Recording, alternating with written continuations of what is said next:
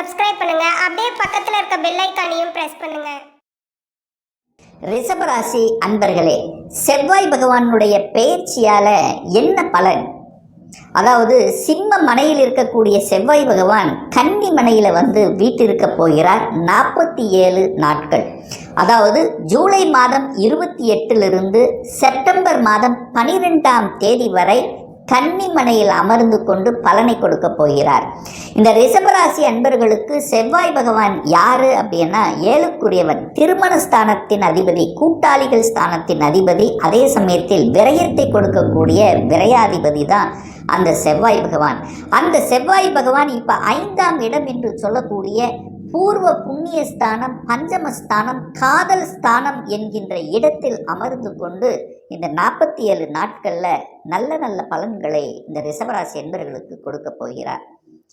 கடந்த சில மாதங்களாகவே அந்த செவ்வாய் பகவான் நீச்சத்தன்மையில் இருந்தார், கேதுவோடு சேர்ந்திருந்தார். அப்போ அந்த வேகம், விவேகம், அந்த வீரம் என்கின்ற தன்மையே இல்லாமல் இருந்ததுன்னு சொல்லுவேன்.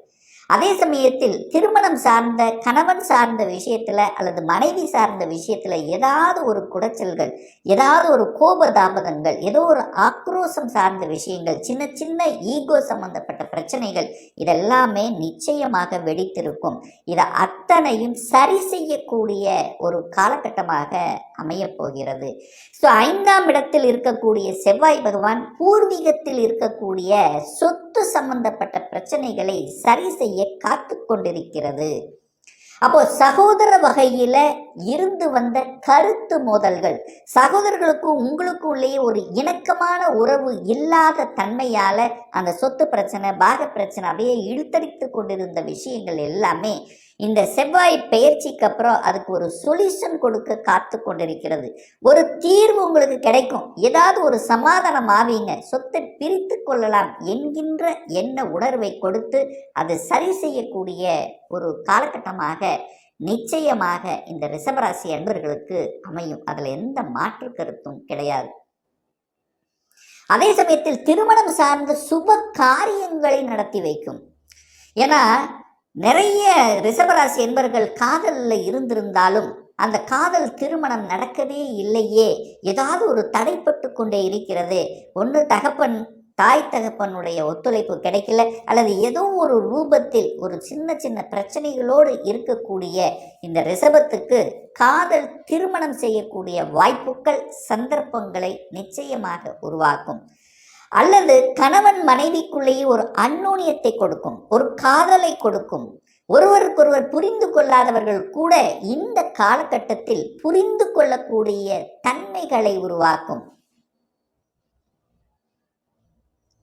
திருமணம் சார்ந்த அனைத்து விதமான சுப காரியங்கள் இந்த காலகட்டத்தில் உங்களுக்கு நடந்தேறும். அதற்கான ஏற்பாடுகள் செய்து கொண்டு, அல்லது ஒரு சிலருக்கு நிச்சயதார்த்தம் நடக்கும், ஒரு சிலர் வர்ணம் பார்த்து செட் ஆகக்கூடிய அமைப்பு அமைச்சு கொள்ளலாம் என்கின்ற அமைப்புகள், இதை எல்லாமே சாத்தியமாக கூடிய ஒரு காலகட்டமாக இந்த ரிஷபத்துக்கு அமையும். அப்போ கூட்டாளிகள் சார்ந்த விஷயத்தில் இருந்து வந்த பிரச்சனைகளும் விலகும். ஏழுக்குரியவன் தனக்கு 11ஆம் இடத்தில் அமர்ந்திருக்கார் அல்லவா, அப்போ கணவன் மூலியமாகவும் அல்லது மனைவி மூலியமாகவும் அனுகூலம், ஆதாயத்தை கொடுக்கக்கூடிய ஒரு காலகட்டம். செட் ஆகலை, அதாவது வேலை கிடைக்கல, அல்லது வேலையில் பிரச்சனை, அல்லது சமூகத்தில் ஒரு அந்தஸ்து கிடைக்கல, ஒரு கௌரவம், ஸோ இது எல்லாத்தையும் எதிர்பார்க்கலாம். ஒரு புகழை எதிர்பார்க்கலாம்.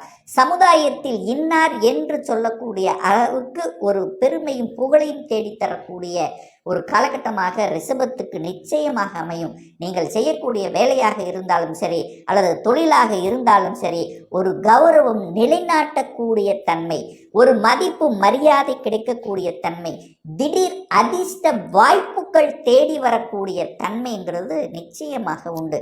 கணவன் மனைவி செட்டில் ஆகக்கூடிய ஒரு காலகட்டம்.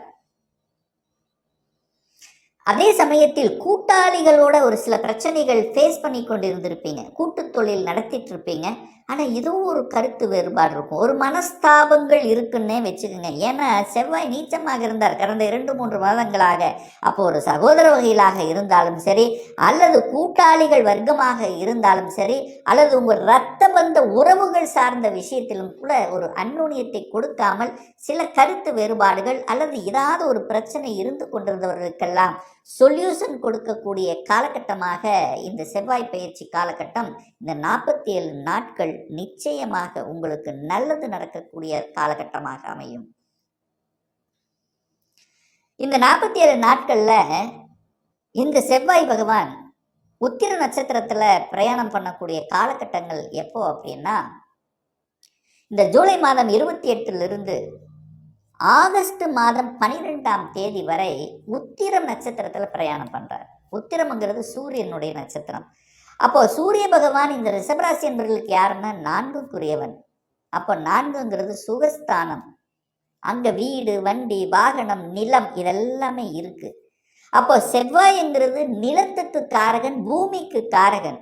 ஸோ அந்த நட்சத்திர சாரத்தில் பிரயாணம் பண்ணும்போது பூமியை வாங்கிடலாமா, ஒரு இடத்த வாங்கிடலாமா அப்படிங்கிற சிந்தனை ஓட்டங்கள் உங்கள் மனதளவில் நிச்சயமாக எழும். அதற்கான முயற்சி எடுத்தீங்கன்னா சக்ஸஸ் அடையக்கூடிய ஒரு காலகட்டமாக அமையும். அப்போ நிலம், வீடு, இடம் வாங்குவது, விவசாய சம்பந்தப்பட்ட விஷயங்களில் உங்களை நிலைநிறுத்தி கொள்வது, அதற்கான புதிய ஸ்ட்ராட்டஜி பிளான்களை வகுப்பது, இது எல்லாமே சாத்தியமாகக்கூடிய ஒரு காலகட்டமாக இருக்கும். அப்போ சுகத்தை பெருக்கிக் கொள்ளக்கூடிய தன்மை.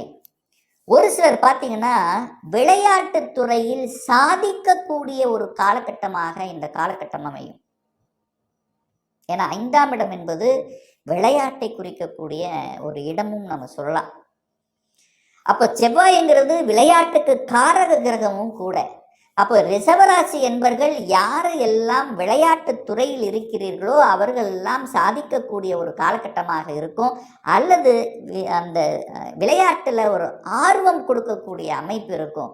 தன்னுடைய உடல் வலிமையாக பெருக்கிக் கொள்ளணும், அதுக்காக உடற்பயிற்சி கூடங்களுக்கு செல்லக்கூடிய அமைப்புகளையும் ஒரு சிலருக்கு இருக்கும். அல்லது ஒரு சிலர் உடற்பயிற்சி கூடங்களை நடத்தி வரக்கூடியவர்களும் இந்த ரிஷபராசி என்பவர்களுக்கு அனுகூலத்தை கொடுக்கக்கூடிய ஒரு காலகட்டமாக நிச்சயமாக அமையும்.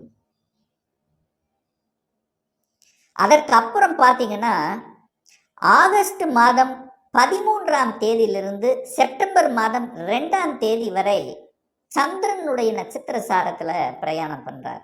சந்திரன் என்பது உங்கள் ராசிக்கு 3க்குரியவன், முயற்சி ஸ்தானத்தின் அதிபதி. அப்போ அந்த காலகட்டங்கள் உங்களுடைய முயற்சிகள் அத்தனையும் பலிதமாகும், தைரிய வீரியத்தை உருவாக்கும். ஏன்னா செவ்வாய்ங்கிறதே தைரிய வீரியத்துக்கு காரகர்த்தமாக இருக்கக்கூடிய கிரகம் அல்லவா. ஸோ அந்த காலத்தில் எழுச்சியுடன் செயல்படுவீர்கள் அப்படின்னு தான் அர்த்தம். எதையும் செய்யலாம், எதையும் சாதிக்கலாம் என்கின்ற தன்னம்பிக்கை உணர்வை கொடுக்கக்கூடிய ஒரு காலகட்டமாக இருக்கும். டிராவல், அப்போ அந்த காலகட்டம் கொஞ்சம் சிறுதூர பிரயாணங்களாவது உங்களுக்கு நிச்சயமாக அமையும். எங்கே போயிட்டு வரணும்னு நினைக்கிறீங்களோ அது போகலாம், சிறுதூர பிரயாணங்களுக்கு நல்லது. வியாபாரத்தில் இருக்கக்கூடியவர்களுக்கு நல்லது ஒரு வாய்ப்பாக அமையும். கூட்டாளிகள் கிடைப்பார்கள், நண்பர்கள் கிடைப்பார்கள், புதிய புதிய நண்பர்கள் உங்களுக்கு அறிமுகமாவார்கள். தொழில் ரீதியாகவோ அல்லது வேறு எந்த ரீதியாகவோ எந்த இடத்துக்கு நீங்கள் போகிறீங்களோ அங்கே ஒரு நண்பர் உங்களுக்கு கிடைக்கப்பெறுவார்கள். அந்த நண்பர்களின் மூலமாக உங்களுடைய தொழிலோ உங்களுடைய வளர்ச்சிக்கோ உறுதுணையாக இருக்கக்கூடிய தன்மைங்கிறது இருக்கும். அப்போ நண்பர்கள் கிடைக்கப் பெறுவார்கள். பத்திரப்பதிவு நடக்கும், பத்திரப்பதிவு நடக்கக்கூடிய அமைப்புங்கிறது உண்டு. ஸோ அந்த காலகட்டத்தில் நீங்கள் எழுத்து சம்பந்தப்பட்ட கதை, கட்டுரை, ஸோ இந்த மாதிரியான அந்த துறையில் இருக்கக்கூடியவர்களுக்கெல்லாம் ஒரு சாதிக்கக்கூடிய ஒரு புகழ் பெறக்கூடிய அமைப்புங்கிறது நிச்சயமாக உண்டு அப்படின்னு தான் சொல்லுவேன்.